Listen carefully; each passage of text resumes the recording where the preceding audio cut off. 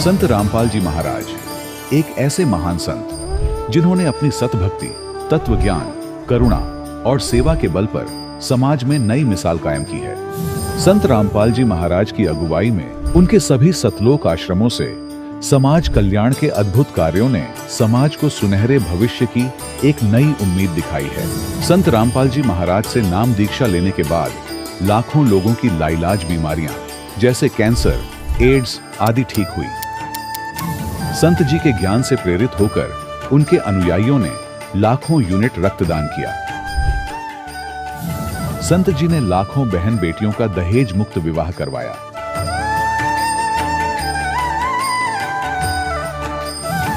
संत जी ने लाखों लोगों का नशा छुड़वाया, करोड़ों उजड़े परिवार बसे। संत जी के आश्रमों में समागम के दौरान निःशुल्क नेत्र चिकित्सा, दंत चिकित्सा प्रदान की जाती है।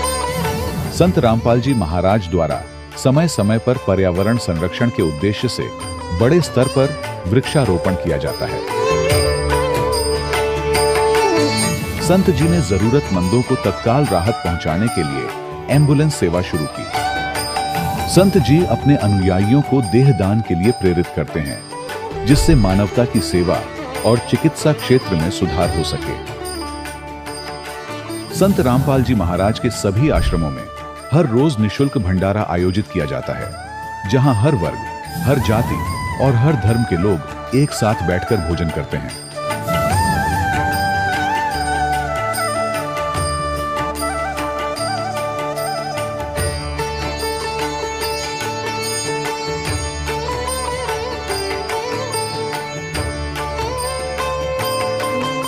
संत रामपाल जी महाराज की अन्नपूर्णा मुहिम ने गरीब और बेसहारा लोगों के जीवन में एक नई ऊर्जा और उम्मीद को जन्म दिया है।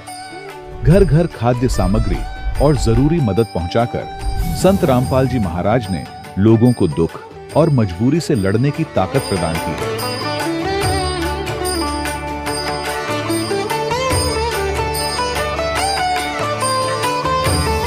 संत रामपाल जी महाराज द्वारा गरीब लोगों के लिए घर बनवाने का अद्भुत कार्य एक ऐसी मिसाल कायम कर रहा है जो सदियों सदियों संत जी की उदारता और दया भावना के तौर पर जाना जाएगा।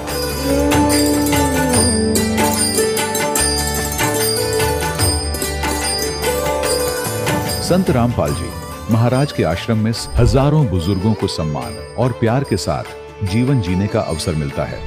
उनके खाने, रहने और स्वास्थ्य की पूरी जिम्मेदारी संत रामपाल जी महाराज उठाते हैं।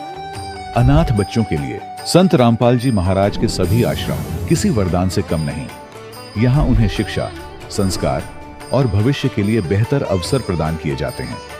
चाहे बाढ़ हो, भूकंप या महामारी, संत रामपाल जी महाराज और उनके अनुयायी हमेशा ही जरूरतमंदों के लिए सबसे आगे खड़े रहते हैं। कोविड महामारी के दौरान संत रामपाल जी महाराज के आश्रमों से करोड़ों लोगों के लिए भोजन, दवाइयां और जीवन रक्षक सामग्रियां उपलब्ध कराई गई। चाहे गरीब की मदद हो या किसी शोषित और पीड़ित वर्ग के हक और सम्मान की लड़ाई, संत रामपाल जी महाराज ने हमेशा ही उनकी दबी आवाज को सरकारों तक पहुंचाया है और उन्हें उचित न्याय दिलवाने में अहम भूमिका अदा की है। समाज में आध्यात्मिक और सामाजिक मूल्यों के प्रति जागरूकता लाने में संत रामपाल जी महाराज हर कदम पर मानवता के सच्चे सेवक साबित हुए हैं। संत रामपाल जी महाराज का जीवन हमें सिखाता है कि सच्ची सेवा वही है जो निस्वार्थ भाव से की जाए। आइए हम भी इस महान सेवा के कार्य में इस महान संत से जुड़ें और संत रामपाल जी महाराज से नाम दीक्षा लेकर अपने जीवन को धन्य बनाएं।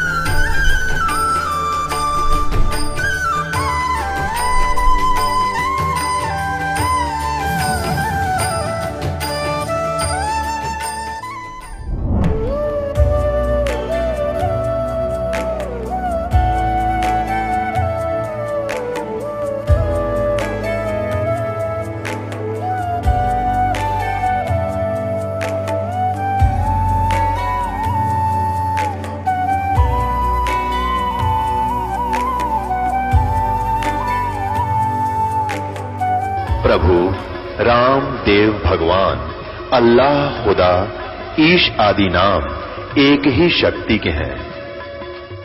वो कैसा है, कहां है, कैसे मिलता है, किसने देखा है? ये प्रश्नवाचक चिन्ह पूर्ण रूप से हटाने के लिए अवश्य सुनिए जगत गुरु तत्वदर्शी संत रामपाल जी महाराज के अमृत वचन, सर्व पवित्र धर्मों के पवित्र शास्त्रों के आधार पर। सत साहिब दर्शकों, दुख, दर्द, कष्ट, पीड़ा आज सतभक्ति न कर रहे हर मनुष्य के जीवन का अभिन्न हिस्सा बन गए हैं। भक्ति तो आज सब कर रहे हैं, पर शास्त्रानुकूल भक्ति विधि न होने से उन्हें अपने जीवन में इसका खामियाजा भुगतना पड़ रहा है। आज हम आपको ले चलते हैं दिल्ली की रहने वाली कमला देवी जी के भक्ति सफर से रूबरू करवाने। बचपन से ही समाज में चली आ रही विभिन्न प्रकार की भक्ति साधनाएं की। 18 वर्ष तक परम सत्यार्थी जी को गुरु बनाया। दुखों से राहत पाने के लिए जिसने जिस देवी देवता की पूजा अर्चना बताई वो की, परंतु कोई राहत नहीं मिली। इसके विपरीत कमला जी की जिंदगी में दुख अनचाहे मेहमानों की तरह दरवाजा खटखटाने लगे। इनके 17 ऑपरेशन हो चुके थे, तरह तरह की बीमारियों से ग्रस्त थीं।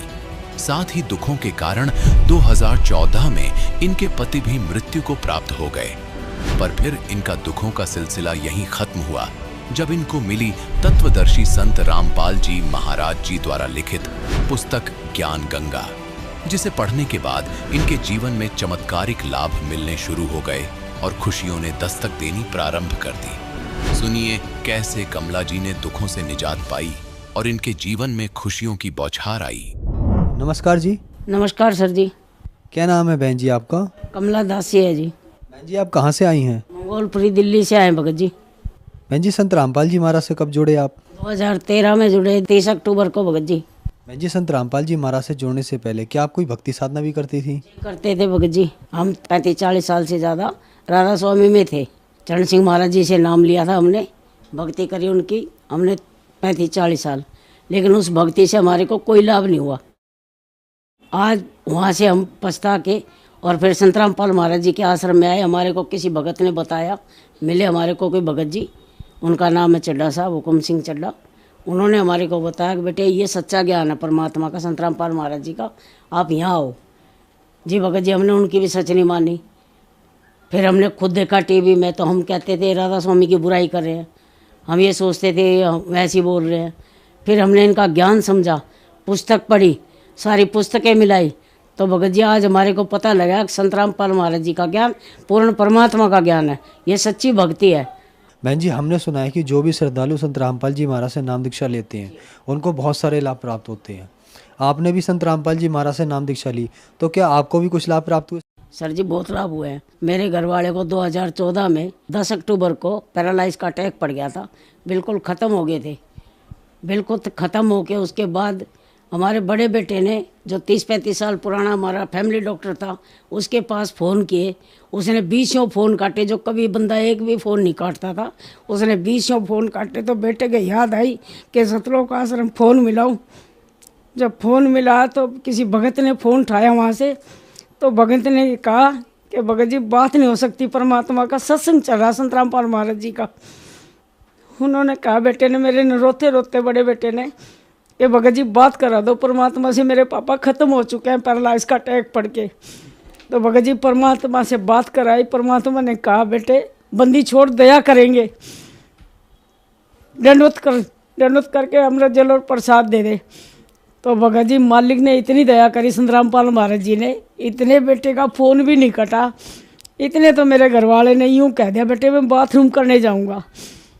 बाथरूम करके भगत जी गली में टहल के आया, गली से टहल के घूम घाम के फिर घर में आया।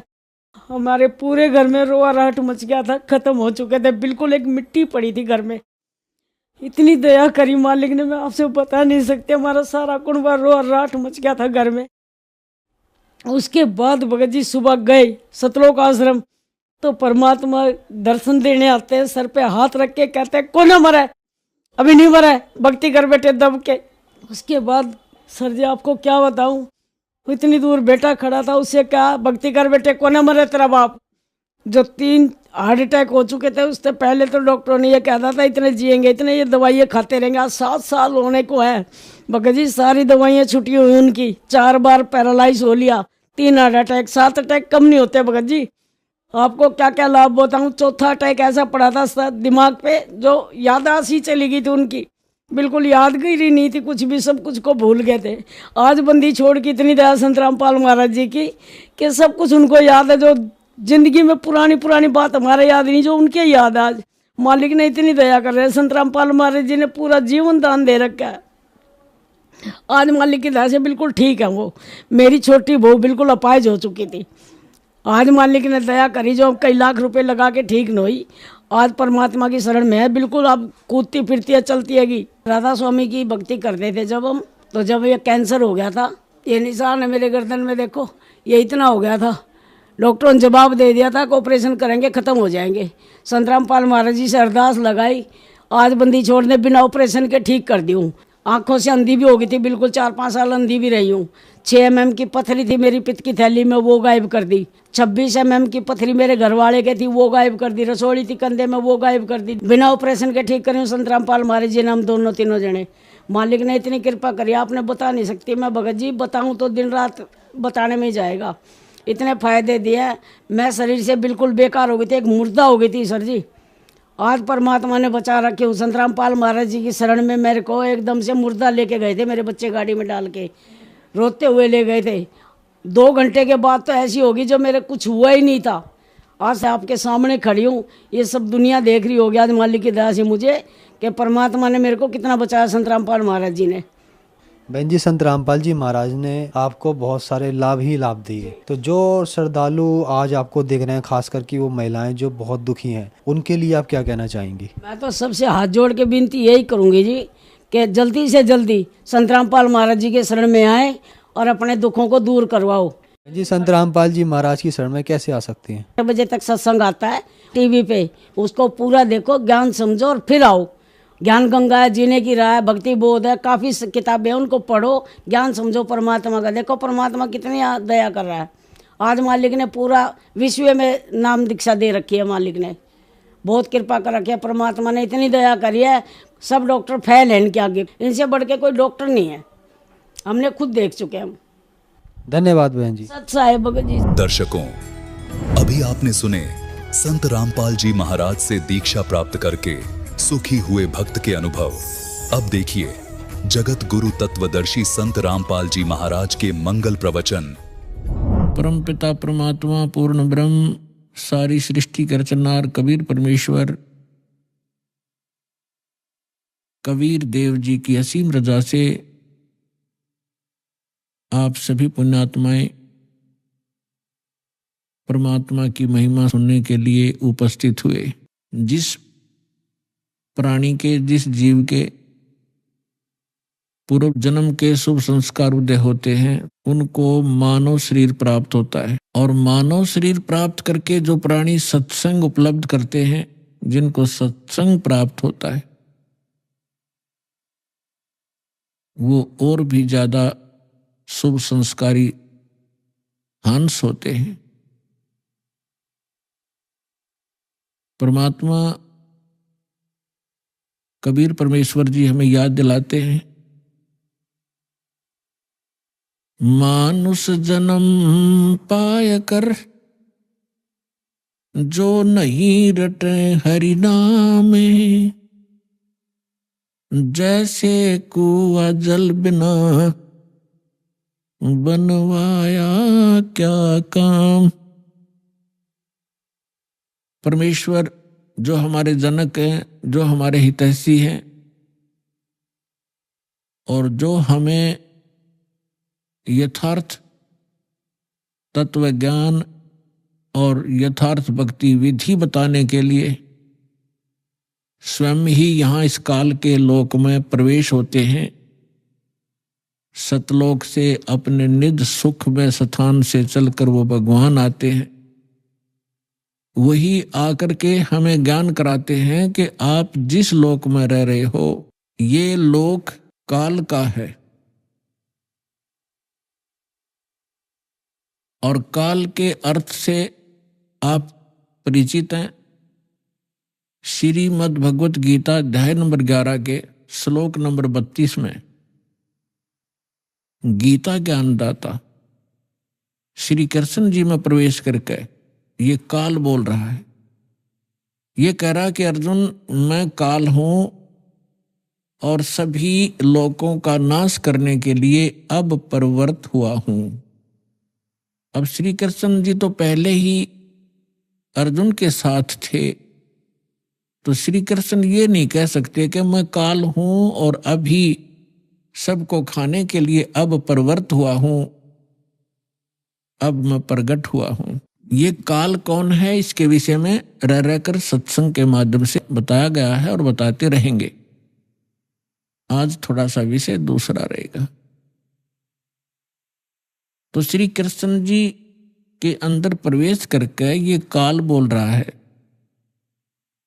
ये खुद कह रहा है कि मैं काल हूं और सबका नाश करने के लिए प्रकट हुआ हूं। तो इससे सहज समझ में आ सकता है, विचार किया जा सकता है कि जिसको हम भगवान मान रहे थे वो तो काल है। जिससे हम सुख की आशा करते थे उसके पास सुख नाम की वस्तु नहीं है। जैसे कोई अंगारों से, अग्नि से और शीतलता खोजने की चेष्टा करता है तो उसको ज्ञान नहीं है। किसी ने भ्रमित कर रखा, उसको हाथ जला रहा है रह रहकर। ठीक इसी प्रकार अब तक जितने ऋषि, महर्षि, साधु, संत हुए हैं जो परमात्मा से परिचित नहीं हो पाए, जिनको भगवान मिले नहीं, उन्होंने इस काल को ही परमात्मा जानकर इससे सुख प्राप्ति के लिए हजारों वर्षों तक अपने शरीरों को गला दिया सुख की प्राप्ति में।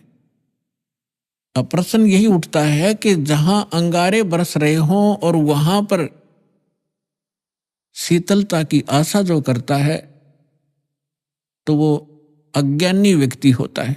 तो अभी तक हम अज्ञानी थे इस काल के लोक में और हम सुख खोज रहे थे। तो परमेश्वर ने आके बताया कि जिसको आप सुख मानते हो, किसको सुख मानते हो? जो निर्धन है वो सोचता है कि धनवान सुखी। धनवान ये सोचता है कि राजा सुखी। धनी सोचता है कि मेरे सामने भी बहुत सी प्रॉब्लम आती हैं, समस्याएं आती रहती हैं। कहीं चोरी का डर है, कभी कोई टैक्स देना पड़ता है, कभी कुछ करना होता है, तो वो सोचता है कि राजा सुखी। परमात्मा कहते हैं राजा को स्वप्न में भी सुख नहीं होता। राजा लोग अंत में वो सोचते हैं कि स्वर्ग के देवता सुखी होंगे। स्वर्ग के देवता सोचते हैं कि इस इंद्र को सुख घना है क्योंकि वो देवताओं का राजा है। अब इंद्र की हिस्ट्री, कहानी आप पढ़ोगे पुराणों के अंदर, इंद्र जैसा दुखी प्राणी नहीं। इंद्र सोचता है कि ब्रह्मा, विष्णु, महेश सुखी होंगे, मुझे सुख नहीं, क्योंकि उसको पता होता है जितना निर्धारित समय उसका होता है उसको पूर्ण करने के उपरांत वो फिर 84 लाख योनियों में सबसे पहले गधे की योनि से प्रारंभ करता है अपने 84 लाख प्रकार के प्राणियों के शरीरों में कष्ट उठाने होते। तो उसको रह रहकर वो बात याद रहती है कि इसके बाद मेरी ये हालत होगी, लेकिन उस झूठे सुख को वो छोड़ नहीं पाता, और छोड़ भी दे तो उसके पास विकल्प नहीं कि करूं क्या। ब्रह्मा, विष्णु, महेश सोचते हैं कि हम सुखी नहीं, क्योंकि उनका इतिहास देखिएगा, पुराणों को कभी पढ़ा हो, नहीं तो रिमाइंड करना कभी कभी। अब थोड़ा सा उदाहरण देंगे आपको। जैसे भगवान शंकर जी को हम भगवान मानना करते थे, कंप्लीट गॉड मानते थे, मृत्युंजय, कालज्ञ, सर्वेश्वर, महेश्वर कहा करते थे। इसको हम कहें कुछ भी, लेकिन ये परमात्मा नहीं है, कंप्लीट गॉड नहीं है। विष्णु जी भी सुखी नहीं है। विष्णु अवतार श्री रामचंद्र रूप में राजा दशरथ के घर जन्म लिया, ये सभी हमारे धर्म गुरु भी बताते रहे हैं और इनके लीला, इनकी जीवनी भी बताती है। श्री रामचंद्र उर्फ विष्णु जी कितने सुखी थे आपको खूब पता है। छोटी सी उम्र में विवाह हुआ, विवाह होते ही वनवास हुआ और वनवास के अंदर उनकी धर्म पत्नी का अपहरण हुआ। रावण के साथ युद्ध हुआ, करोड़ों जीवों का विनाश हुआ। उसके बाद फिर वापस आए, लेकर अपनी धर्म पत्नी सीता जी को घर पे लेकर आए। किसी धोबी के कहने से उनको घर से निकाल दिया, गर्भवती को। परिवार कहीं और श्री राम कहीं। वो प्राणी सपने में सुखी नहीं हो सकता जिसके बालक दुखी हो कि तो जंगल के अंदर। जिस समय श्री रामचंद्र जी को वनवास प्राप्त था, सीता जी का अपहरण हो चुका था। श्री रामचंद्र जी विलाप कर रहे थे, रो रहे थे सीता जी की खोज में। ऊपर से भगवान शंकर अपने द्वीप से, अपने लोक से श्री रामचंद्र जी अर्थात विष्णु जी को प्रणाम कर रहे थे। ऊपर से पार्वती जी की दृष्टि पड़ी कि किसको प्रणाम कर रहे हैं महेश्वर। पूछने पर पता चला कि नीचे जो व्यक्ति रो रहा है, वृक्षों से लिपट लिपट कर रो रहा है, पशुओं से गले मिल रहा है, उनसे पूछ रहा है मेरी सीता कहाँ गई, उसको ये प्रणाम कर रहा है और उसको विष्णु भगवान का अवतार बता रहा है कि भगवान विष्णु है। पार्वती जी को ये बात अच्छी नहीं लगी, उसको विश्वास नहीं हुआ कि सचमुच ये व्यक्ति जो सामने रो रहा है और जिसकी पत्नी का अपहरण हो चुका है, जिस कारण से रो रहा है, तो ये भगवान नहीं हो सकता। पार्वती जी ने कहा कि जो व्यक्ति रो रहा है आप उसको भगवान बता रहे हो, मुझे विश्वास नहीं। मैं तो इसकी परीक्षा लूंगी और सीता रूप बनाऊंगी इसकी पत्नी का, और यदि ये मुझे पहचान लेंगे तो मैं मान लूंगी कि ये भगवान है। भगवान शंकर ने कहा कि आप सीता रूप मत बनाना, यदि आप सीता जी का रूप बना लोगी तो मेरे काम नहीं रहोगी, मेरी मां के तुल हो जाओगी। मैं आपको एज ए वाइफ स्वीकार नहीं करूंगा। फिर उस समय तो पार्वती जी ने कह दिया कि ठीक है, मैं नहीं परीक्षा लूंगी। भगवान शंकर चले गए इधर उधर सैर सपट्टे को। पीछे से पार्वती जी ने सीता रूप बनाया, श्री रामचंद्र जी के सामने खड़े हो गए। उस समय श्री रामचंद्र जी की दिव्य दृष्टि यानी बुद्धि इस काल भगवान ने खोल दी। अपनी तो पत्नी का पता नहीं उसको कि कौन उठा ले गया, और सामने खड़ी पार्वती को पहचान लिया जिसने बिल्कुल as it is Sita ji का रूप बना रखा था। क्या कहा कि हे दक्ष पुत्री माया, आप भगवान शंकर को कहां छोड़ाए। इस बात को सुनकर पार्वती जी लज्जित हुई और कहा कि भगवान शंकर आपको ठीक ही प्रणाम कर रहे थे, मैं आपकी परीक्षार्थ सीता रूप बनाकर आई थी। ये कहकर वो चली गई। अब इस कथा से आपको बहुत से परिणाम निकलेंगे, रिजल्ट निकलेंगे, निष्कर्ष निकलेंगे। एक तो कंसेप्ट यही क्लियर करेंगे कि आपके मन में ये शंका उत्पन्न होगी कि श्री रामचंद्र जी ने पार्वती जी को तो पहचान लिया और अपनी पत्नी के विषय में उसको ज्ञान नहीं। ये कारण क्या है?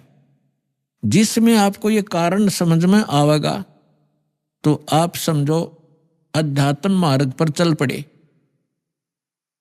इसका कारण है जैसे गीता अध्याय नंबर 7 के श्लोक नंबर 4, 5 और 6 में ये गीता ज्ञानदाता कहता है कि अर्जुन, यहां जितने भी मेरे लोक में जितने भी प्राणी हैं, इनमें बलवानों का बल बुद्धिमानों की बुद्धि मैं ही हूं, यानी मेरे ही कंट्रोल में है। जब चाहे इनको ओपन कर दूं, जब चाहे इनको ऑफ कर दूं, जब चाहे मैं इनको ऑन कर देता हूं। उदाहरण के लिए, एक समय आपने महाभारत खूब सुना होगा, महाभारत का युद्ध भी सुना है खूब।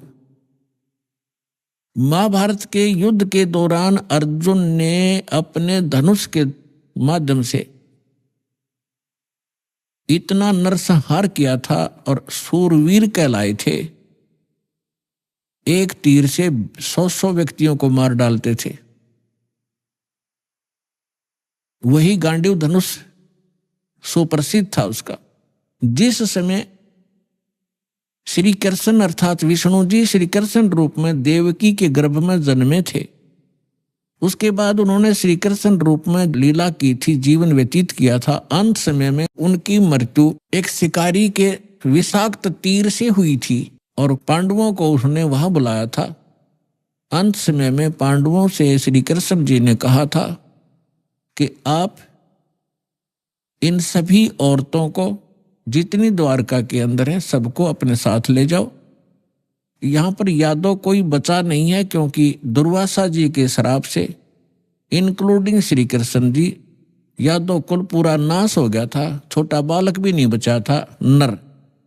नर यादव जो गर्भवती औरतें थी उनके गर्भ में थे। उसके बाद ये वंश पुनः चला है। और कहा था कि आप इनको वहां ले जाओ अपने राज्य में। यहां पुरुष रहा नहीं, यहां के और लोग इनकी बेइज्जती करेंगे, सताएंगे, आप इनको ले जाना। तो श्री कृष्ण जी के आदेशानुसार अर्जुन सभी गोपियों को, द्वारका की स्त्रियों को साथ लेकर आ रहा था। रास्ते में भीलों ने, जंगली लोगों ने उनको घेर लिया। अर्जुन उनसे लड़ने की तैयारी करने लगा। उसके हाथ से गांडीव धनुष उठा नहीं और खड़ा खड़ा देख रहा, थर थर कांप रहा है योद्धा। भीलों ने उसको पीटा, औरतों के गहने तोड़ दिए, कुछ औरतों को घसीट ले गए। अर्जुन खड़ा खड़ा कांपता रहा। उस समय अर्जुन श्री कृष्ण जी को कोस रहा था कि कृष्ण तूने सदा ही हमारे साथ धोखा ही धोखा किया है। जब मुझसे नरसंहार कराना था, युद्ध करवाना था महाभारत का, उस समय मेरे अंदर शक्ति भर दी। एक तीर मारूं था 20 मरे थे। आज वही अर्जुन और वही धनुष, आज मैं इसकी प्रत्यंचा नहीं चढ़ा पा रहा हूं। तो यहां परमात्मा कहते हैं कि जो इस रोग की जड़ है उसका तुम्हें पता ही नहीं। तुम तो श्री कृष्ण को कोस रहे हो। ये काल है जो 21 ब्रह्मांड का स्वामी है। श्री ब्रह्मा, श्री विष्णु, श्री शिव जी के पिता हैं। ये है यहाँ के सारे दुख की मूल। और वो खुद कहता है कि मैं बलवानों का बल और बुद्धिमानों की बुद्धि मैं ही हूं, यानी मेरे कंट्रोल में। अब जब उसने नाश करवाना था महाभारत का, तब तो उसको बल दे दिया, अब स्विच ऑफ कर दिया। अर्जुन खड़ा खड़ा पिट रहा है। ठीक इसी प्रकार श्री रामचंद्र जी को कि वहां तो बुद्धि खोल दी कि ये सीता नहीं है, पार्वती है। अपनी पत्नी का पता नहीं, उसको उठा कौन ले गया, ऑफ कर दी फिर बुद्धि उसने। तो पुण्यात्माओं, ये काल एक भयंकर जाल है। जब तक आप इसको नहीं समझोगे, ना भक्ति कर सकते, ना यहां से निकलने की चेष्टा कर सकते। इसीलिए आपको रह रह कर यहां बुलाया जाता है। इस काल के जाल को विस्तार से समझाया जाता है ताकि आपको डर बने। आप कहाँ रह रहे हो, यहाँ क्या आशा लगाए बैठे हो, किसके लिए सारा दिन भटक रहे हो। एक कोठी बनाऊंगा, एक बंगला बनाऊंगा, कार लूंगा, लड़का बड़ा अफसर बन जाएगा। कल मृत्यु हो जाती है लड़के की या पिता की। आप देख रहे कितने दुर्घटनाएं होती हैं। पीछे केदारनाथ के अंदर हजारों की संख्या में सहपरिवार मारे गए ऐसे लोक में, और आप सुख खोज रहे हो। परमात्मा आके हमें बताया करते थे, परमेश्वर ने आके हमें बताया कि इसका एक विकल्प है। वो स्थान न्यारा है, वो भगवान न्यारा है जो कभी दुख नहीं देता। आप अंगारों में और शीतलता खोज रहे हो, आप काल के लोक में सुख खोज रहे हो। अब प्रसंग पर आते हैं कि ब्रह्मा विष्णु महेश भी सुखी नहीं। अब उधर से जब भगवान शंकर को पता लगा कि काल के हाथ में बुद्धि, उसने बुद्धि ऑन कर दी शंकर भगवान की, दिव्य दृष्टि से देखा और अपनी पत्नी से पूछा कि तू क्या सीता रूप बनाकर गई थी तू? तो उसने मना कर दिया कि नहीं, मैं नहीं गई भगवान, मैं नहीं गई। कि झूठ बोलती है तू झूठ बोलती है। इस बात से वो झिझक गई और चुप हो जाना ही उसका स्वीकृति मानी गई कि सचमुच इसने गलती की है। तो भगवान शंकर ने पार्वती जी से अपनी पत्नी के रूप में उससे व्यवहार करना बंद कर दिया, बातें करना भी बंद कर दी, एक तरफ मौन साध कर बैठा रहते थे, बहुत ही कम बोलने लगे और कहने लगा कि मैंने आपको एक वफादार माना था, आपके ऊपर मैं वो विश्वास करता था कि मेरी धर्मपत्नी कभी मेरे को डिसीव नहीं करेगी, धोखा नहीं दे सकती, और जब आप मुझे धोखा दे सकते हो तो फिर बाकी संसार से मुझे क्या लिंक रहा, क्या विश्वास रहा। और साफ कह दिया कि तू मेरी मां का रूप धारण कर चुकी है, मेरी पत्नी रूप में नहीं स्वीकार्य हो सकती। जैसे श्री ब्रह्मा जी सबसे बड़े, विष्णु जी सेकंड नंबर के, शंकर भगवान तीसरे नंबर के, तो बड़े भाई की पत्नी मां के तुल्य मानी जाती है। तो उसने कहा भगवान शंकर ने कि आपने मेरे बड़े भाई की पत्नी विष्णु की पत्नी का रूप बना लिया सीता, इसलिए आप आज के बाद मेरी पत्नी नहीं मां के तुल्य हो। अब वो समझ गई कि इन्होंने जो फैसला ले लिया अटल होता है। 10 दिन, 20 दिन, महीना, 6 महीने, वर्ष इंतजार की, लेकिन रिजल्ट निल रहा। भगवान शंकर ने उनसे कोई बात नहीं की, हमेशा क्षुब्ध रहते थे। तो लड़की को क्या होता है, जब ससुराल के अंदर दुख होता है तो अपने पीहर को जाने की सोचती है, उसका तीसरा विकल्प नहीं होता। तो पार्वती ने सोचा कुछ दिन अपने घर चली जाती हूं, इनका दिमाग ठीक हो जाएगा। ये सोचकर पार्वती अपने पिता दक्ष के घर पे आ गई और राजा दक्ष ने उस समय एक यज्ञ कर रखा था और एक नियम है ब्राह्मणों ने बना रखा था, ऋषियों ने, कि जब भी कोई यज्ञ करे तो अपनी सभी बेटियों को, संबंधियों को और उनके पतियों को, दामादों को आमंत्रित किया जाए और प्रतिदिन उनको आदर के साथ उनको प्रतिदिन दक्षिणा दी जाए जैसे ब्राह्मणों को देते हैं।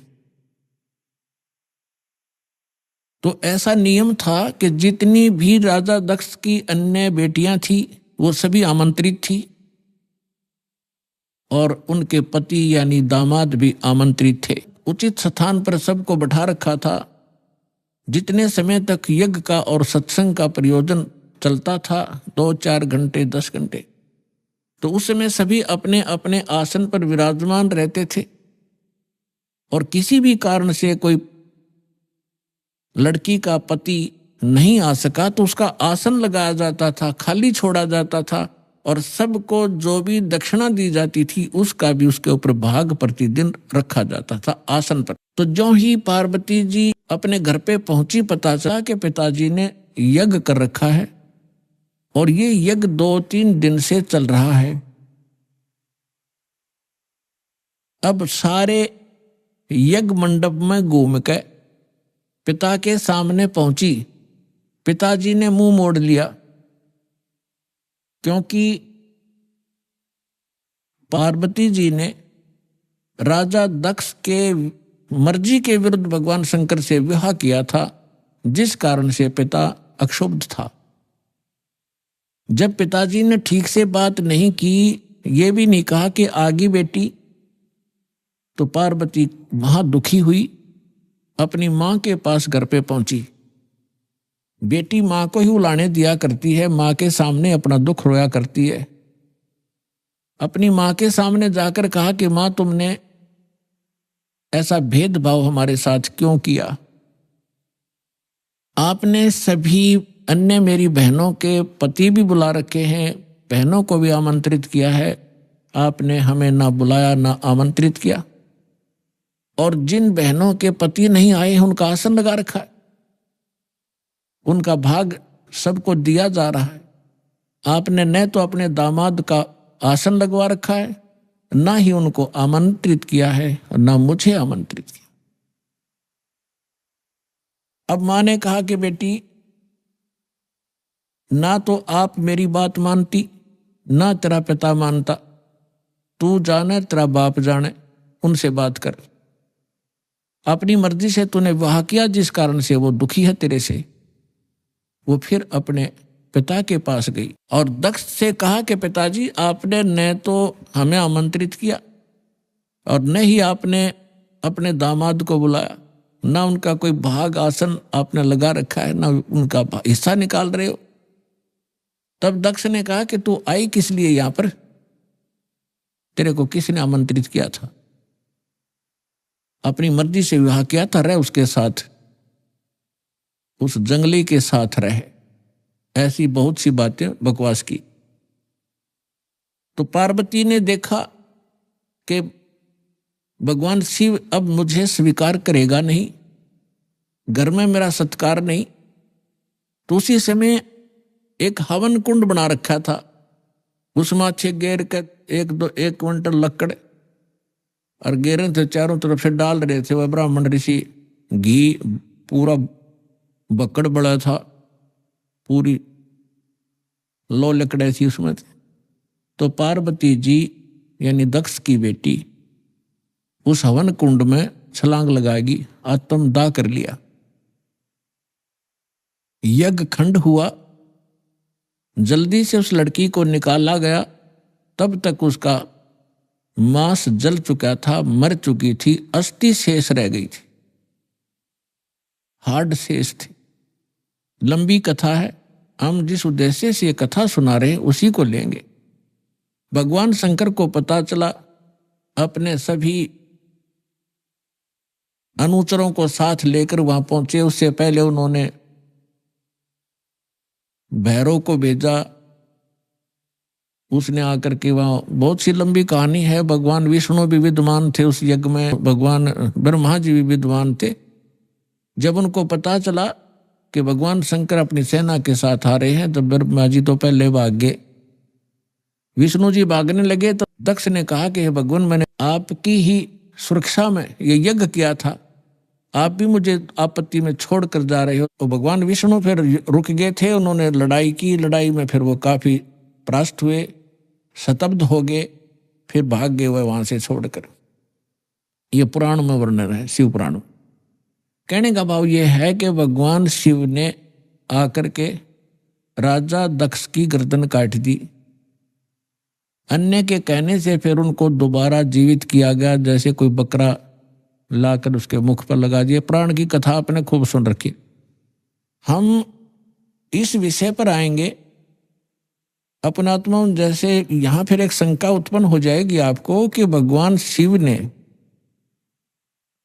राजा दक्ष को जीवित कर दिया और बकरे की गर्दन लगा दी, तो भगवान शंकर में भी तो शक्ति है। पुण्यात्माओं, जैसे एक बार आदरणीय धर्मदास साहिब जी ने भगवान कबीर परमेश्वर जी से यही प्रश्न किया था कि हे परमात्मा, आप कह रहे हो कि राम और श्री कृष्ण ये समर्थ भगवान नहीं है, यानी विष्णु और शंकर और ब्रह्मा जी। विष्णु जी के अवतार श्री कृष्ण जी आए हुए थे, उन्होंने राजा मोर ध्वज के घर पर एक लीला की थी, जाकर 2 साधु रूप बना के। और राजा मोर ध्वज ने अपने पुत्र ताम्र ध्वज को आरे से चीर दिया था, भगवान श्री कृष्ण जी ने उसको जीवित कर दिया था। आप ये कह रहे हो कि सक्षम नहीं है, ये बात मेरे गले उतरती नहीं। तब परमात्मा ने उदाहरण दिया था कि पुत्र बात सुन,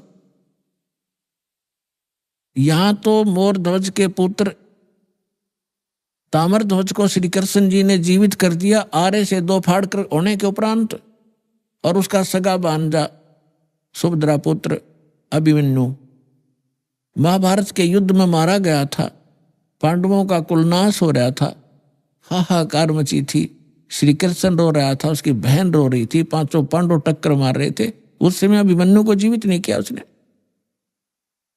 उस समय कहाँ गई थी उनकी वो सामर्थ्य?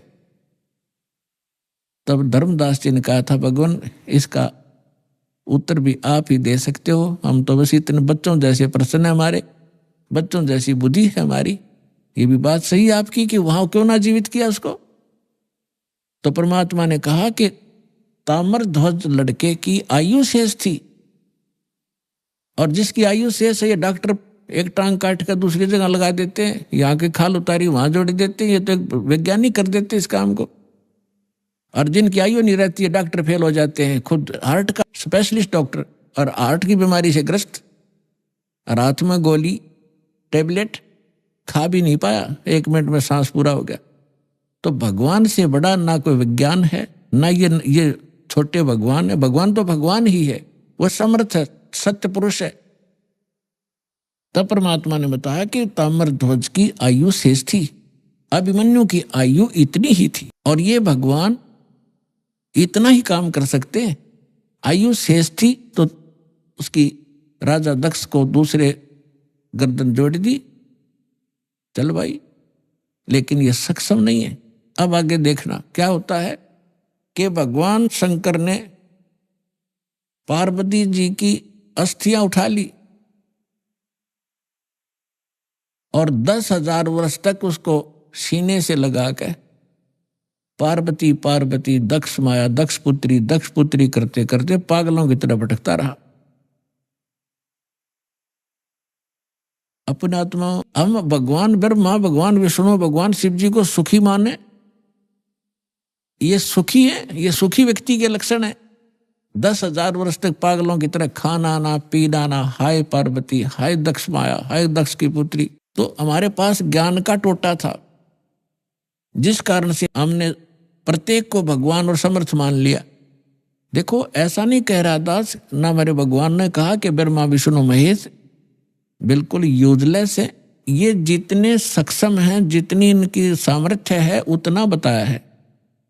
जैसे एक स्टेट का, प्रांत का मंत्री होता है और उस प्रांत के मंत्री को कोई प्रधानमंत्री मान रहा है तो वो भूल है उसकी। अभी आपने सुने संत रामपाल जी महाराज के मंगल प्रवचन। आइए अब सुनते हैं संत रामपाल जी महाराज से नाम दीक्षा लेकर सतभक्ति करके अद्भुत लाभ प्राप्त करने वाले अनुयायी के विचार। दर्शकों, शिक्षित होना आजकल व्यक्ति के लिए सबसे बड़ा वरदान है, या यूं भी कह सकते हैं कि प्रभु की विशेष कृपा है, क्योंकि शिक्षित व्यक्ति आज के समय में सही गलत की परख आसानी से कर सकता है। आज आपको ऐसी ही शिक्षित महिला की दास्तां से रूबरू करवाएंगे।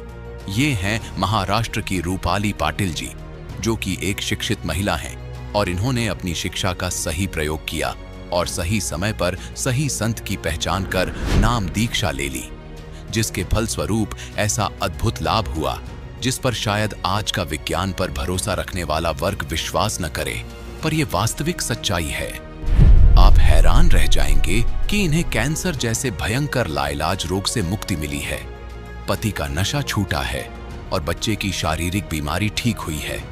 दर्शकों, आपको बता दें, रूपाली जी ने तत्वदर्शी संत रामपाल जी महाराज जी से नाम दीक्षा ली। उन्हीं की शरण में जाने मात्र से उन्हें ये अद्वितीय लाभ मिले हैं, और साथ ही संत जी के शुभ आशीर्वाद से इनके बच्चे की तबीयत में बिना दवाई के सुधार आया है। अब सुनिए रूपाली जी के जीवन परिवर्तन की कहानी इन्हीं की जुबानी। बहन जी नमस्कार। नमस्ते जी, क्या नाम है आपका? रूपाली पाटिल। रूपाली जी कहाँ से आए हैं आप? पुणे, महाराष्ट्र, पुणे से। जी, क्या करते हैं? मैं अभी तो हाउस वाइफ हूँ, लेकिन मैंने ग्रेजुएशन किया है मराठी स्पेशल में। संत रामपाल जी महाराज से कब जुड़े आप? 2004 में हम संत रामपाल जी महाराज जी से जुड़े। संत रामपाल जी महाराज से नाम दीक्षा लेने से पहले क्या आप कोई भक्ति साधना करते थे? जी, जैसे नॉर्मल लोग करते, परंपरागत भक्ति, मतलब पूरी देवी देवता ब्रह्मा विष्णु महेश इनकी भक्ति करते थे। जब आप पहले भक्ति कर ही रहे थे तो आपने संत रामपाल जी महाराज से नाम दीक्षा क्यों ली? मतलब मुझे ऐसे लगा कि उनका ज्ञान मैंने थोड़ा समझा, उनकी बुक पढ़ी। और सबसे पहले ये इंसिडेंस हुआ कि मेरे हस्बैंड ने, मेरे पति, वो दीक्षा लेकर आए। फिर उन दीक्षा लेकर आए तो मैंने उनको लिया कि क्या गुरु दीक्षा लिया आपने, कौन से भगवान है, क्या है? बोलते नहीं मुझे इतना पता नहीं, मैंने दीक्षा ले ली। और फिर उन्होंने मुझे नियम बताए, और वो जो नियम थे कि कोई नशा मतलब क्या, ड्रिंकिंग नहीं, दारू नहीं, बीड़ी नहीं, सिगारेट नहीं, तंबाकू नहीं, मांस नहीं, व्यभिचार नहीं, चोरी नहीं, ठगी नहीं। तो मुझे वो नियम इतने अट्रैक्ट हुए कि देखो मैंने आज तक ऐसे कोई संत नहीं सुने कि ये नियम मतलब मेरा जो लाइफ के तरफ एक गोल था कि इंसान का लाइफ कैसे होना चाहिए, कि उसके लाइफ में सब परफेक्ट होना चाहिए। उसका जो हस्बैंड है तो वो उसे कोई व्यसन नहीं चाहिए, मतलब व्यसन नहीं है उसके साथ। अगर ये नियम मतलब सोचो कि किसी पराई नारी के तरफ बहन बेटी के भाव देखो, उसको रिस्पेक्ट करो, चोरी नहीं, ठगी नहीं, कोई 2 नंबर का काम नहीं। मैंने बोला मुझे पहले से, वैसे मैं सोशल इसमें ना, सोशल जो इशू होते उसमें पहले से बचपन से मुझे इंटरेस्ट था कि अपना समाज कैसे होना चाहिए, जो भी एक होता है अच्छा समाज होना चाहिए, बुराई नहीं होनी चाहिए, कुरीतियाँ नहीं होनी चाहिए। और संत रामपाल जी महाराज के नियम पढ़ के मुझे बहुत खुशी हुई, अच्छा लगा। ज्ञान तो मैंने सोचा इतना मैंने सुना नहीं था, लेकिन तब तक उनका नियम सुन के मुझे अट्रैक्शन हुआ और मैंने बोला चलो बहुत अच्छा काम किया। और मुझे क्यों और अच्छा लगा कि उसमें जो था ड्रिंकिंग का, मतलब कोई ड्रिंकिंग नहीं करना। तो जैसे मेरे पति का जो बिजनेस है वो इसका है, मतलब ऑटोमोबाइल साइड का था, तो हमेशा पार्टी में जाना या थोड़ा बहुत दोस्तों के साथ उनके फोर्स से, मतलब उनको पसंद नहीं था, लेकिन दोस्त, आजकल का जो ट्रेंड हो गया है हाई फाई सोसाइटी, मतलब क्या ड्रिंक्स नहीं किए तो आपको गांव के जैसा समझा जाता है। तो उस प्रेशर से वो ड्रिंक करते थे कभी कभी। तो घर में आके हमारा झगड़ा होता था कि मैं बोलती थी क्यों, मुझे पसंद नहीं है, आप क्यों करते और क्यों दोस्तों का सुनते, मेरा सुनो, घर में एक साथ रहना है। और ये कोई अच्छी चीज़ नहीं है कि आप किसी के प्रेशर में आके ड्रिंक्स करना। सिर्फ सोसाइटी एक अपना एक जो स्टेटस है वो लेवल के लिए आप ड्रिंक क्यों करना है। मैंने बोला हमारा हमेशा का ये प्रॉब्लम था, सब कुछ अच्छा था, वो मुझे रिस्पेक्ट करते, सब कुछ फैमिली सब कुछ अच्छा था, लेकिन मुझे ये जो उनका गुण था कि कभी कभी ड्रिंक्स करने का, वो बिल्कुल पसंद नहीं था। और जैसी उन्होंने दीक्षा ली तो सोचो मेरा वो पूरा टेंशन ही फिनिश हो गया।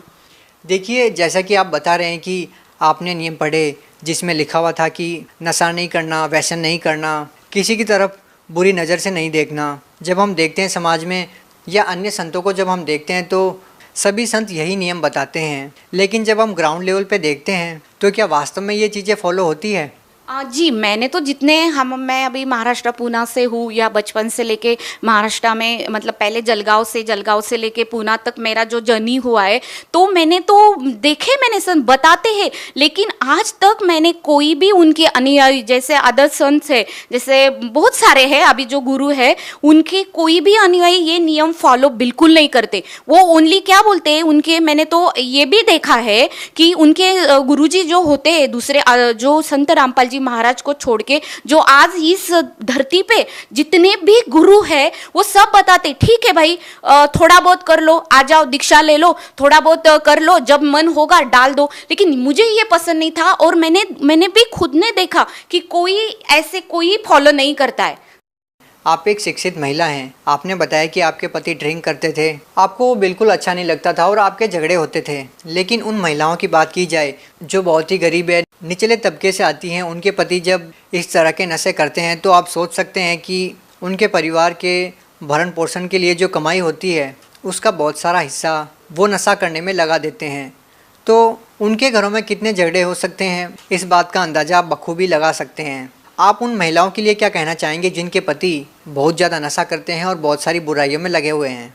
हाँ नहीं, उन महिलाओं के लिए तो मैं कह सकती हूँ, देखो आज तक सरकार ने तो कितने सारे नियम निकाले कि दारूबंदी कर दो, यहाँ ये कर दो, और लेकिन हमने जैसे सोचा, पेपर में देखते हैं, न्यूज़पेपर में पढ़ते हैं, टीवी में पढ़ते, ओनली नियम सिर्फ है ना फॉलो करने के लिए नहीं है, वो नियम सिर्फ कागजों पे है। ये योजना निकाली, वो योजना, एक मोर्चा निकाला, पैसे देके भी मैंने फॉलो किया है। मैं सोशल वर्क में मुझे इंटरेस्ट था, मैंने देखा है पहले कि लोग सिर्फ सिर्फ नियम है ना ये करते क्या करते हैं, सिर्फ बनाते हैं, लेकिन उसका वो जो अवलंबन मतलब जो करना है वो कुछ भी उसका 0% है, कुछ भी आज तक। तो फिर अब तक तो फिर कितना समाज कब से ये चल रहा है, तो हम तो सुधर चुके होते। अभी जैसे कि आपने बहुत सारी बातें बताई, लेकिन लोगों को ये लगता है कि किसी संत से नाम दीक्षा ली जाए, संत से जुड़ा जाए तो उसको आर्थिक लाभ हो, शारीरिक लाभ हो, मानसिक लाभ हो, उसको आध्यात्मिक लाभ हो। हम आपसे पूछना चाहेंगे कि आपको संत रामपाल जी महाराज से नाम दीक्षा लेने के बाद आपको क्या क्या लाभ हुए हैं?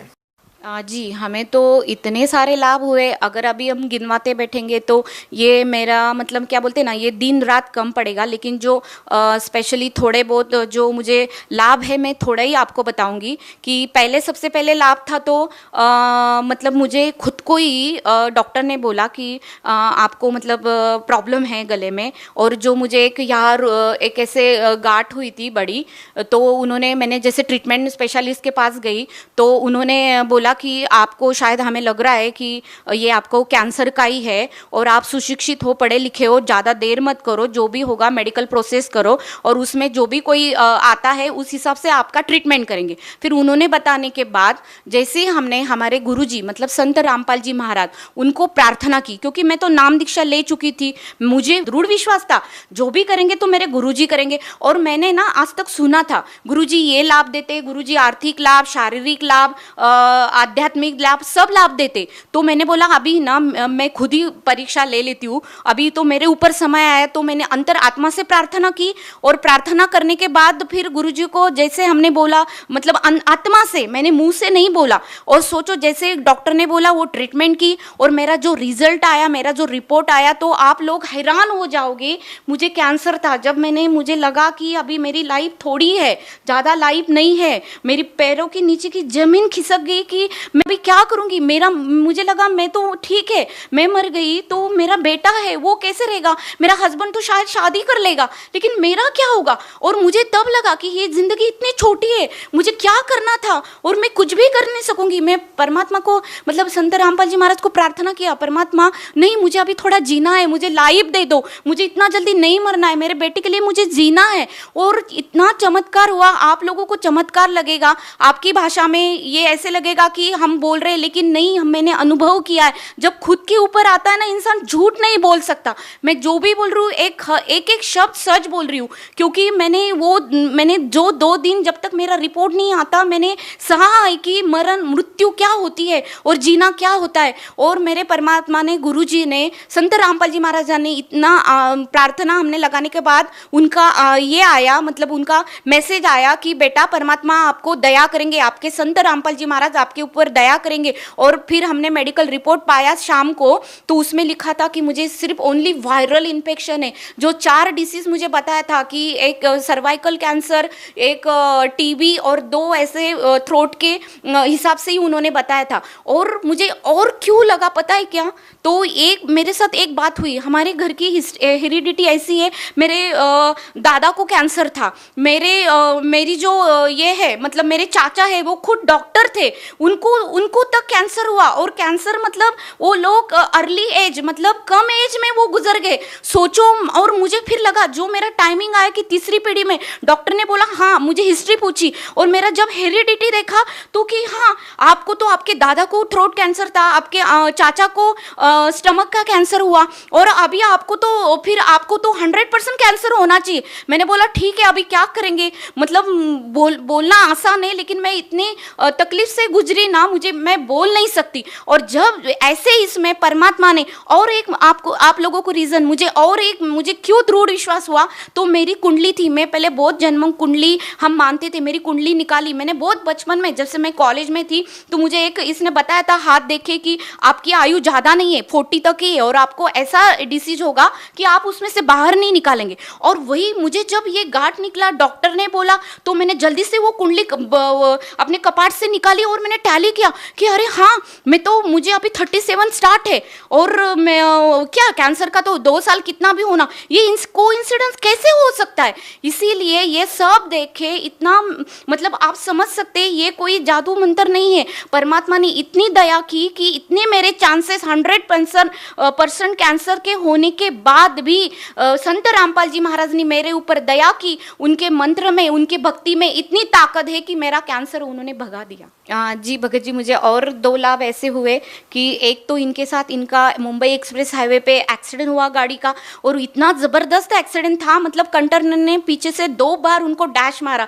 डैश मारने के बाद मतलब वो देखते हैं तो वो उन्होंने स्टीयरिंग पे सर रख दिया और जैसे गुरुजी ने उनको नाम दीक्षा दी, वो मंत्र उन्होंने याद किया। फिर हम दोनों का फेस उनके सामने आया कि सोचो मेरा ये आखिरी वक्त है। और वो एक्सीडेंट से इंसान जब खुद पे गुजर जाती कि बस अभी मेरा सब फिनिश हो गया, तो उस हिसाब से उन्होंने मेरा चेहरा, मेरे बेटे का चेहरा उनके आंखों के सामने आया और उन्होंने जो गुरुजी ने हमें मंत्र एक दिया, लास्ट में उन्होंने वो एक मंत्र जाप किया और स्टीयरिंग पे अपना सर रख दिया। और बाद में चमत्कार की देखते हैं कि वो बोलते मैं 5 मिनट के बाद मैं कार आराम से चला रहा हूँ, फिर आराम से चला के फिर वो रुके नहीं, जल्दी से घर आ गए। फिर अगर हम सोचते थे फिर कैसे हुआ, तो उसके लिए एक प्रूफ था कि जैसे गाड़ी हमने आके मुझे बोला कि आप जल्दी से नीचे आ जाओ कि देखो मेरा एक्सीडेंट होगा। मैंने बोला पहले पूछा आप कैसे हो, बोलते नहीं मैं ठीक हूँ। फिर देखते हैं तो गाड़ी पूरे पीछे से चिप हुई थी, सब बोल रहे थे वाइबल होके वो पलटी हो सकती थी, कुछ भी हो सकता, लेकिन ऐसे हुआ कि परमात्मा ने उन्हें साक्षात बचा लिया। फिर हमें पता चला कि भगवान क्या है। और दूसरा एक लाभ मेरे बेटे के सामने, वो बेंगलोर में पढ़ने के लिए है, तो वो जैसे घर से दूर था, डॉक्टर ने बोला उसको चिकन पॉक्स निकला और फिर वो रोने लगा कि मम्मा मैं अभी क्या करूँगा, चिकन पॉक्स निकले मुझे और अभी मेरा 1 महीना पूरा मेरा स्टडी ब्रेक हो जाएगा और मैं ये नहीं कर पाऊँगा। तो फिर हमने बोला ठीक है कोई बात नहीं, अपन प्रार्थना करेंगे परमात्मा से। आश्रम में प्रार्थना की कि देखो ऐसे हो गया मालिक, हम क्या करेंगे। तो प्रार्थना करने के बाद मालिक ने बोला कि जैसे जोत लगा दो। आपने उसको भी ध्यान आया कि मैंने जोत नहीं लगाई, और जैसे उसने इमीडिएटली जोत लगाई रात को 10:30-11 बजे, और सुबह देखते आप मतलब इतना चमत्कार की। हम भी इधर प्रार्थना की, उसने भी परमात्मा के आत्मा से प्रार्थना की, तो उसका चिकन पॉक्स पूरा गायब। तो हमने मेडिकली तो भी हमारा समाधान नहीं हुआ, तो हमने बोला प्लीज़ आप बेटा आप जाके डॉक्टर को एक बार कंफर्म कर लो कि सच में चिकन पॉक्स गायब हो गए। तो वो डॉक्टर के पास गया और डॉक्टर ने बोला कि जी हाँ, मैंने ही कल तुझे बोला था कि तुझे आया मैं मेडिसिन नहीं दूंगा, और आज मैं देख रहा हूँ तो सच में ये तो परमेश्वर ही हो सकता है ये लाभ देने वाले। हम आपसे एक और प्रश्न पूछना चाहेंगे। संत रामपाल जी महाराज जी, उनसे जो भी नाम दीक्षा लेता है उनको बहुत सारे लाभ होते हैं। आपको भी संत रामपाल जी महाराज ने बहुत सारे लाभ दिए हैं। जो लोग बहुत सारी भयंकर बीमारियों से पीड़ित हैं और जिन लोगों को आर्थिक या मानसिक लाभ नहीं हो रहे हैं, उन लोगों को आप क्या कहना चाहेंगी? मुझे ये अपने सब भाई बहनों को एक ही संदेश देना है। मैं तो कोई ये नहीं कर सकती हूँ, मतलब संदेश देने जैसी मैं उतनी नहीं हूँ, लेकिन मैं प्रार्थना कर सकती हूँ सारी जगत को कि जिनको प्रॉब्लम है ना, आप आ जाओ, आप अनुभव करो, सत्संग सुनो, और एक्चुअली अपने जो ग्रंथ है, बुक है, उसमें क्या नॉलेज है। सबसे पहले हम सब शिक्षित है, हमें कोई हमारा ध्यान भटका नहीं सकता। आज तक हमने जो भी भक्ति की, एक परंपरागत भक्ति की, जो भी मनगढ़ंत सुनते आए, दादा परदादा उनकी भक्ति फॉलो करते आए, लेकिन हमने आज तक नहीं सोचा कि हम जो कर रहे और ये क्यों हो रहा है। अभी हम बोलते हैं भगवान ये करता है वो करता है, हम तो आज तक जो परंपरागत ब्रह्मा विष्णु महेश जी ये सब भक्ति करते आए, लेकिन मिला क्या, फिर क्यों नहीं मिला, क्यों दुखों के पहाड़ हमारे ऊपर गिर रहे, क्यों दुखी है, किसी को कैंसर है, किसी को ये बीमारी, किसी को वो बीमारी, सब परेशान। तो आप इसके लिए सबको मेरी प्रार्थना है कि आप आओ, संत रामपाल जी महाराज का ज्ञान सुनो, उनका सत्संग सुनो, और उनके सत्संग में आपके पूरे डाउट क्लियर हो गए, और डाउट क्लियर के बाद आप एक है। दुखी क्या नहीं करता, इसलिए दुखी लोगों को मेरी प्रार्थना है कि आ जाओ, संत रामपाल जी महाराज का नाम दीक्षा ले लो और खुद अनुभव करो। जी बहुत बहुत धन्यवाद। थैंक यू जी।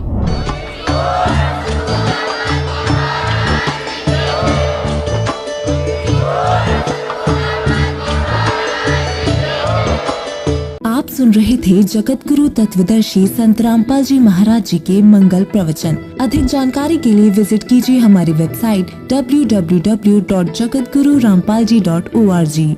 संत रामपाल जी महाराज जी के शुभ आशीर्वाद से पूरे विश्व भर में 500 से भी ज्यादा नाम दीक्षा केंद्र हैं, जिन पर संत रामपाल जी महाराज जी द्वारा ऑनलाइन निशुल्क नाम दीक्षा दी जा रही है। अपने नजदीकी नाम दीक्षा केंद्र का पता करने के लिए संपर्क करें 8222880541।